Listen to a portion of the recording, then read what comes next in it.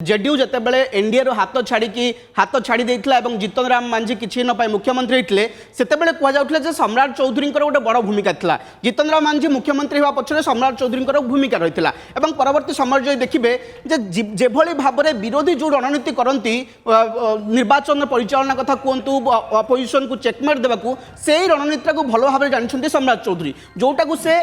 निकट अतीत में प्रयोग कर सफल होती किभली भाव में निर्वाचन लड़ा जाए विरोधी कौन कैंपेन विरोधी स्ट्राटेजी कौन ताकू भल भाव काउंटर कर सम्राट चौधरी एवं ता छड़ा जो ओबीसी भोट बैंक कथा कहूली ओबीसी भोट बैंक हूँ बिहार राजनीति में बड़ प्रभाव पकाए बड़ ओल्टे पाल्टे करे से ओबीसी रणनीति में माहिर होती सम्राट चौधरी ओबीसी भोट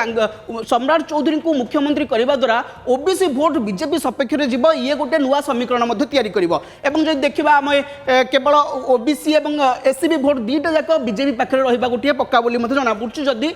सम्राट चौधरी जदि आगे रोचे तेणु सम्राट चौधरी को फोकस करके बीजेपी खाली मुख्यमंत्री पद देनी बरम किभली भाव में दलीय रणनीति किभली करा जाए एवं किभली भाव में आगक बिहार में गोटे लंबा शासन कर तार गोटे प्लान पूरा मास्टर प्लान प्रस्तुत होती आम कहीपर।